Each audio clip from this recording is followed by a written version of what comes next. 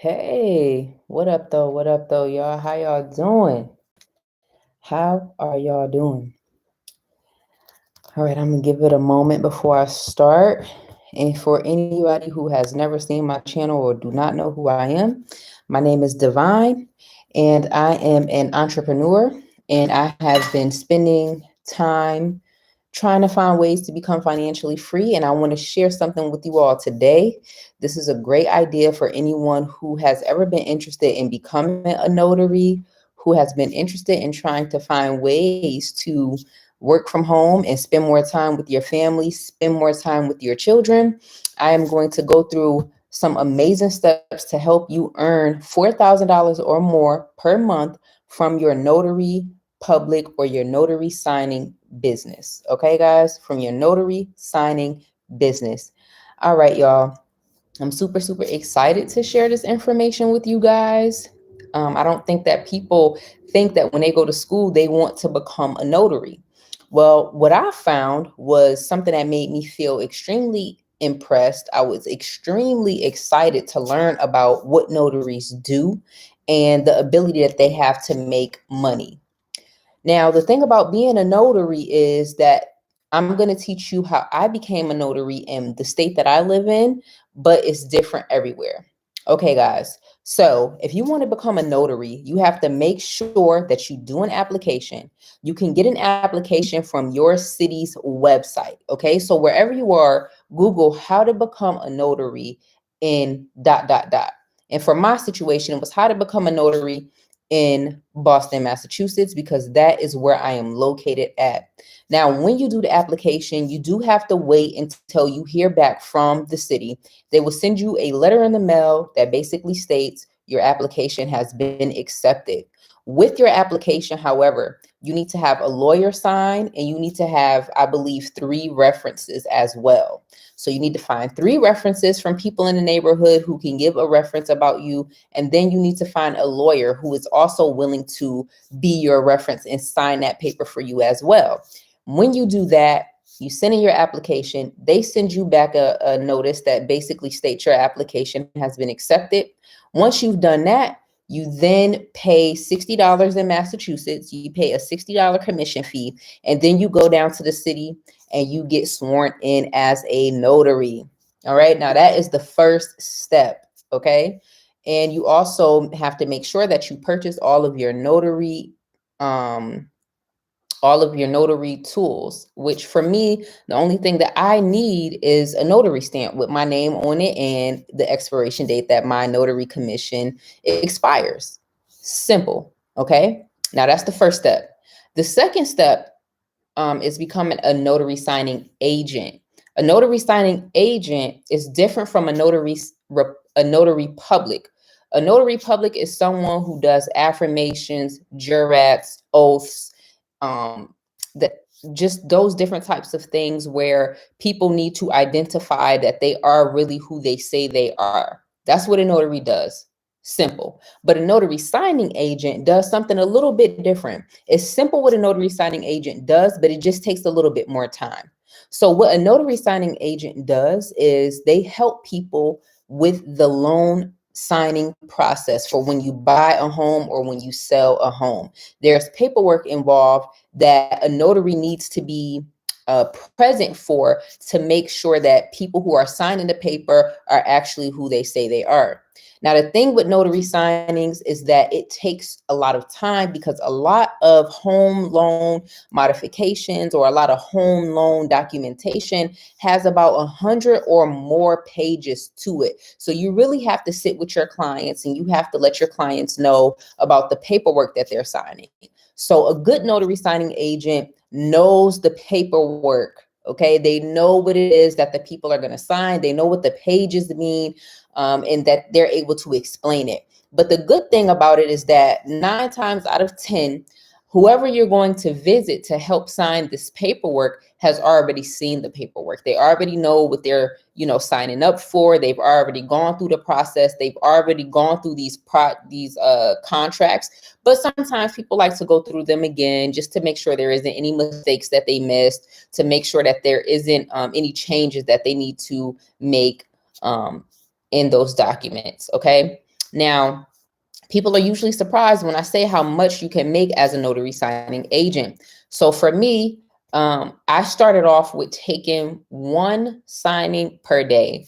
One signing can run you, depending on how long the application is or how long the documentation is. One signing can take you, it could take 5 minutes, right? If it's a loan modification and it's only 10 pages, that means that there's probably only 1 or 2 pages that me, myself, as a notary, will have to sign and stamp, okay? Now, if you have someone who's just purchasing a home or they're selling a home, the paperwork might be a little bit more hefty. And now that can take anywhere from 10 minutes to 45 minutes. Okay. Again, because people want to know what they're signing and you need to be able to explain to them what they're signing. Okay. Now you could get paid $100 to $200 per loan signing. And it just depends on what title company that you work with and that reaches out to you or that you connect with. Now, I will be leaving some information in the comments after I go ahead and take this video, chop it up and edit it, right? But I just want people to get the idea and the understanding that there are many, many ways to make money from home. You don't have to have a high school diploma. You don't have to have a college education. You don't need all of those things in order to be successful, okay? Because now I'm at a point where I'm doing 3 signings per day or every other day. I'm making $1,000 to $1,500 per week, which is about $4,000 to $5,000 or $6,000 a month sometimes. And so when I noticed, maybe at the end of last year, I realized that I had actually had a $9,000 month, guys, $9,000 month, and I don't work 5 hours. Usually, like I said, because I've gotten familiar with the process of walking people through their signing process, and I'm also a real estate agent as well. And so I'm very familiar with the home buying and the home selling process. So it's easier for me to walk people through the documentation. But when you become a notary signing agent, I got my training through the National Notary Association, so NNA.org. That's where I got my training from as a notary signing agent. And what they do is they send you all of the documents that you need. They send you the book that you need to learn all about the paperwork, all about the signing process, all about what you do and what your role is as a notary. And the NNA is always there to support notaries. They have tons of free resources. If you're lost on something, you can always pick up the phone and call the NNA and ask them to help you get clarification about what you're going through or what you're dealing with, right? And they will always be able to help you out. The NNA also offers E&O, errors and omissions insurance, and that is something that is super important for notaries to have. I definitely always tell new notaries to make sure that you become insured. And the reason why you need to make sure that you become insured is because if you make a mistake on certain paperwork, some of these companies have deadlines to when this paperwork needs to be turned in. And if you make a mistake, that could cost somebody else lots of money, because you are dealing with people who these things are time sensitive. So you want to make sure that you protect yourself as a notary. Since I've been a notary, I've made one mistake. It wasn't a huge or a costly mistake. It was very easy to fix, but I signed the wrong document. And what they did is they overnighted it to me and they had me re-sign and re-stamp the document. And then I had to go and drop it off. Now, this is another thing. I'm just going to talk a little bit about what it looks like, right, when you're doing a notary signing. So typically, companies will send you an email to your email address to say, hey, I have this job at this place at this time.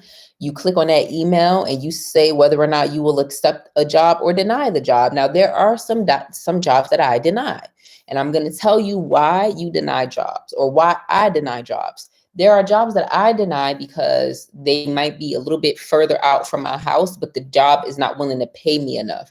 Sometimes there are companies who will need you to do a quick job for them. And so they'll say, hey, I'll pay you $30 if you drive 45 to 50 minutes away. I'm not driving anywhere for $30. That's just not enough for me. And so those are some jobs that I will deny. Now, in the beginning of me becoming a notary signing agent, I was not denying any jobs because I really just wanted to get out there. I wanted to get my feet wet. I wanted to understand the process. And plus, I was very, very nervous. Okay. But the more time that I spent with a lot of these companies, then the higher the pay gets, right? And so I've actually had a notary signing position where I was actually paid $500. Guys, I was paid $500, and all it took me was 30 minutes to close this signing, drop off the paperwork at the I had to drop off the paperwork at at FedEx, and that was it. That was literally it for me. Like, seriously. Okay. So again, you sign up with certain companies. One of the companies that I am working with currently is called Coast to Coast Signings, right? And Coast to Coast Signings will send me emails. They send me emails and they send me text messages daily. And as soon as I get them, I'll always go in. I'll always check the job, where it's located, how much money they're offering for the job, what kind of documentation I'm signing, because depending on the documentation, I already know from reading the type of documentation how long I would be there. And the reason for that is, for example, something like a loan modification, that might only be a 10-page document. And it might only be 1 or 2 pages that I might have to notarize and really explain to my clients.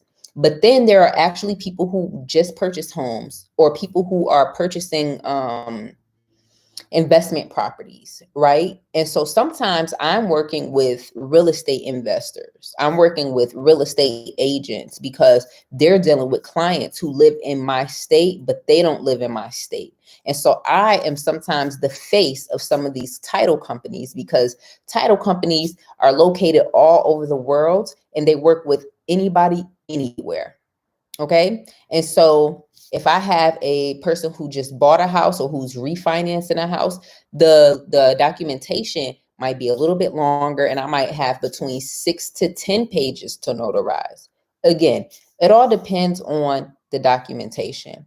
All right, guys. So I'm just going to go over this one more time, right? I'm going to tell you guys how to become a notary in Massachusetts.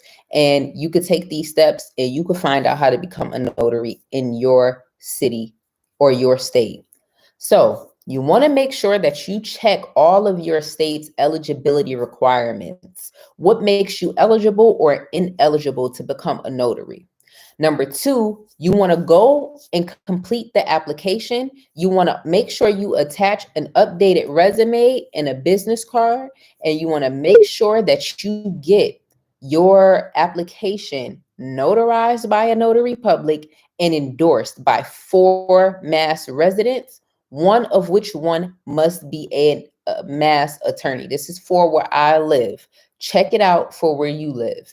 Now, in Massachusetts, you pay a $60 commission fee once you receive the notice from the Secretary of the Commonwealth that states that your application has been accepted. Once you've done that, you buy your notary seal and your notary journal.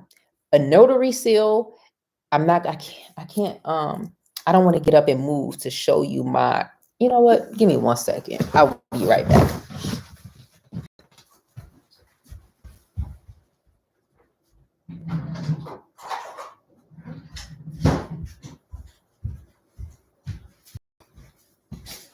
All right. So I got my notary stamp here. Okay. And this is going to be essential for your business. I chose pink so I could tap into, my inner femininity. Okay. All right. So I got my stamp here and it has my name here.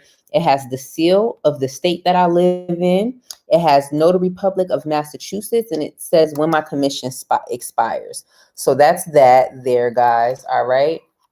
And then you also want to have your notary journal. I was going to bring my notary journal over for me to show you guys, but the information that's inside of that journal is just so personal and private that I don't want to do it.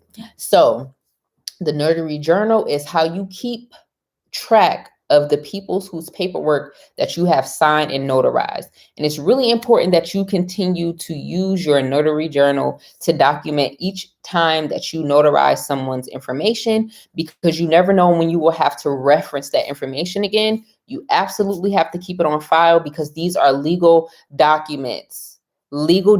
So, if a person has to go to court, or, if the police, they need confirmation, or, for whatever situation, you need to make sure that you have this documentation in your journal to cover your ass. Okay. Make sure your ass is always covered. Next is, you want to make sure that you get your E&O insurance, your errors and omission insurance, so that you can limit your financial exposure and obligation for any mistakes that might have been made on any documentation that you might have notarized incorrectly. And then you just want to make sure that you continue to brush up on your education. You want to make sure you continue to learn different ways to leverage your business, and learn more about the documents that you will be notarizing. Learn more about becoming a signing agent, because that is really where the money is. Okay. All right, you guys. Well, that was all I'm going to share with you today about becoming a notary and being able to possibly make $4,000 or more. Okay, or more, because again, it only takes less than an hour. Peace, love, and light.